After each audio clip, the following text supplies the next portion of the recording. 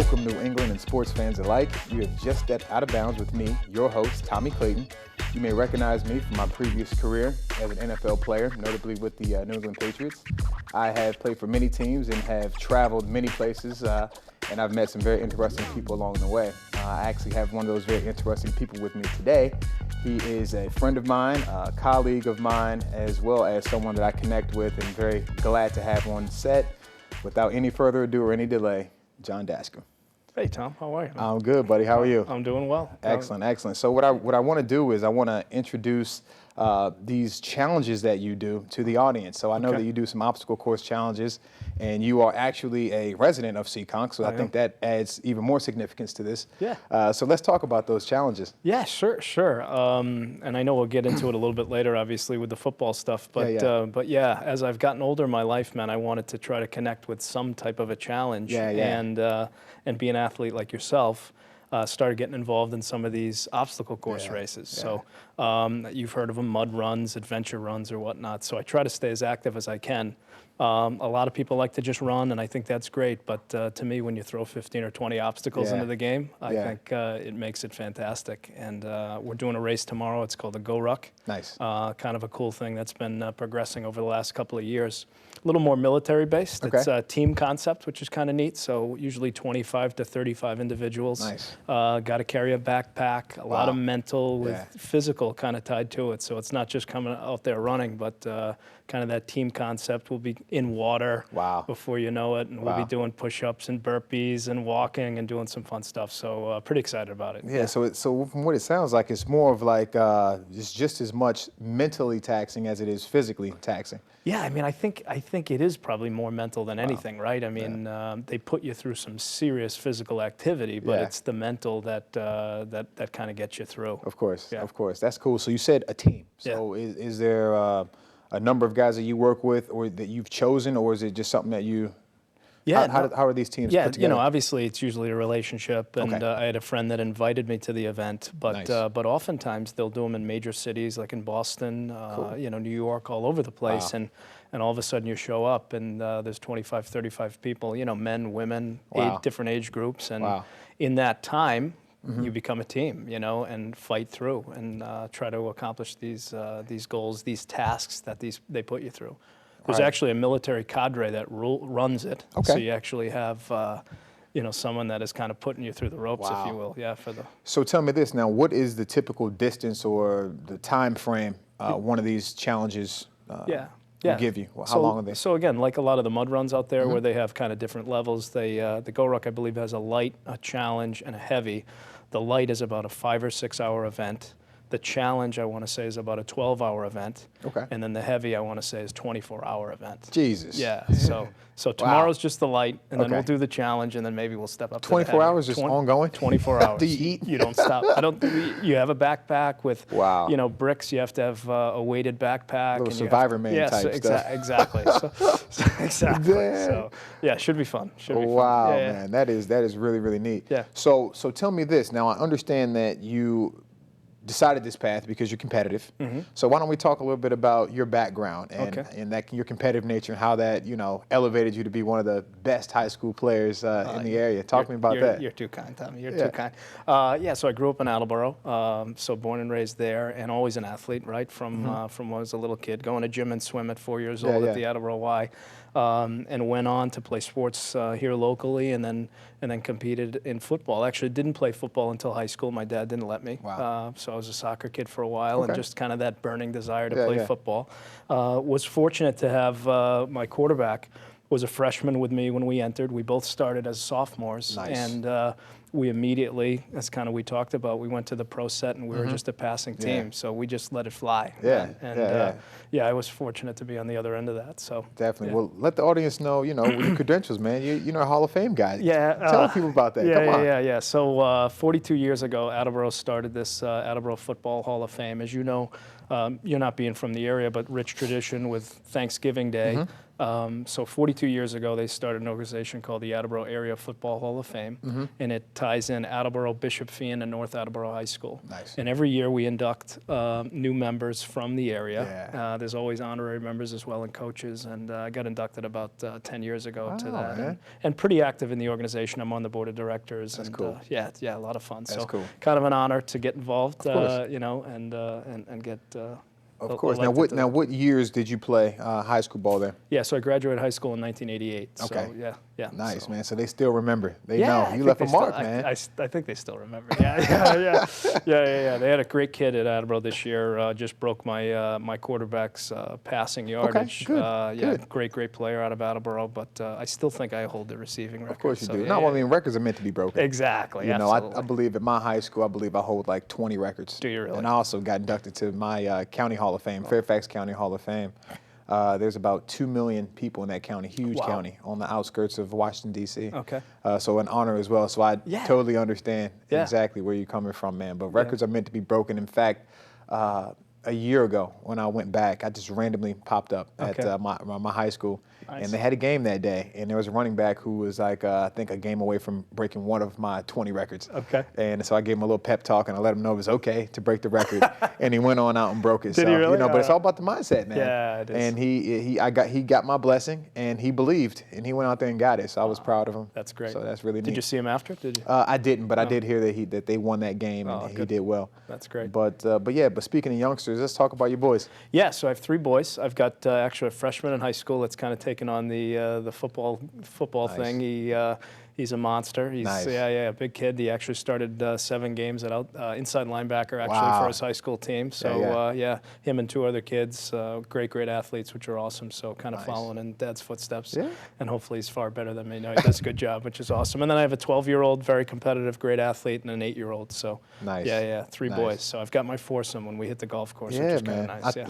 We kind of talked about this before. I might have to get out there and throw around with them. I can't. I would love that. I talked to them about it. They were pretty excited. So. Definitely, man. Definitely. In fact, we should probably do that sometime soon. In fact, I just remember something. Remember yesterday we were at the property? Yeah. And I jumped up and you followed me? Yeah. And you didn't do it again? Yeah. You owe me that. I owe you that. I think I might need to have you jump on top of one of these tables. I would do that. Yeah. No, but yeah. So let's talk about business too. So you've got Cobalt Construction. Exactly. Okay. So talk to me through that. How'd that come about? What was the mindset and? Always an entrepreneur. Like, the competitive nature has always been a part of me. Always been a part of me. Love business. Went to Springfield College to be phys ed, health fitness. At one point, wanted to be a teacher coach. Nice. And then just realized when I got out that I just want to be an entrepreneur. I want to own my own company. So about 14 years ago, we did that.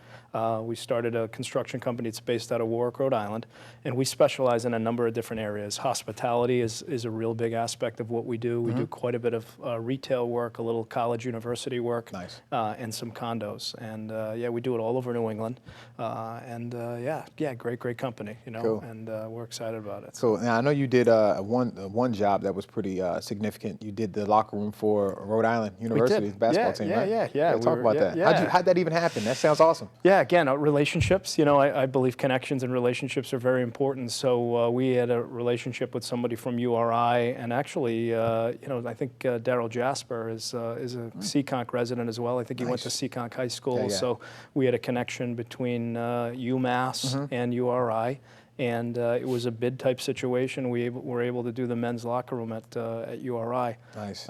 Coach Hurley came in with a mindset of kind of changing the culture at URI, and one of the things he identified early on was we have this beautiful Ryan Center, we have this great facility, but the locker room and other areas didn't dictate. And today's college athletes, when they're looking at competing schools, he felt that was real important. So you got to see this locker room. It's out of this world. Leather seats. It's got their own lockers. Wow. It's got a beautiful drop-down screen. I mean, it came out spectacular. Well, you must have done a good job because they gave you.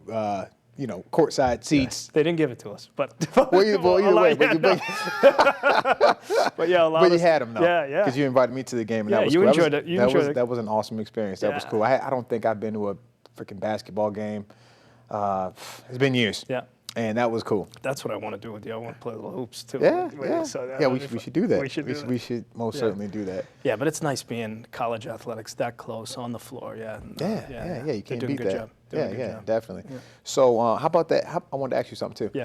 that book I gave you. Yeah. Master Key. How far along have you gotten with that? So I'm like 40 pages in, and I'll tell you, man, we may want to talk about this mastermind group that I started, but if we can chat about that a little bit. But yeah, I mean, I'll tell you, you had given me that, and the power of positive thinking is something that I'm absolutely committed to, and growth, and what a good book. It's it's incredible. So yeah, I appreciate you passing that on. Definitely changed my life, man. Honestly, I think well, I mean, I've mentioned this to the audience before in one of the previous shows, what Out of Bounds stands for. You know, it's really thinking outside the box and really just allowing yourself to be more than what meets the eye on a physical level.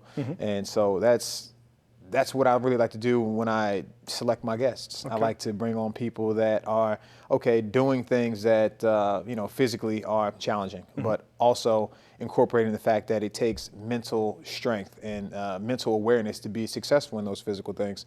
And so obviously with you doing your challenges and being successful, you know, in sports in the past and obviously being successful in business now, it takes a great deal of mental strength. And so that's why I wanted to bring up that book. But why don't we talk about your mastermind group? Yeah, you know, one of the things you said, what inspires me today, you know, it's, you know, obviously as a young kid, when you're, you know, I think gifted athletically, it tends to come easy, but you do put the work in, right? And, you know, being in that driveway shooting or spending time out there, but because it's fun and you've got a ball in your hand, it doesn't seem like work, right? Exactly. So, you know, when you get into the business world, it's, oh my gosh, like, this isn't easy. You know, nobody handed it to me. My father didn't, you know, although he was there supportive, but didn't hand me a business. And you get out in the real world and you actually have to talk to somebody and you have to sell your services and stuff. So always really fascinated on trying to win that battle, win that obstacle. So one of the things that I've always wanted to do is kind of put a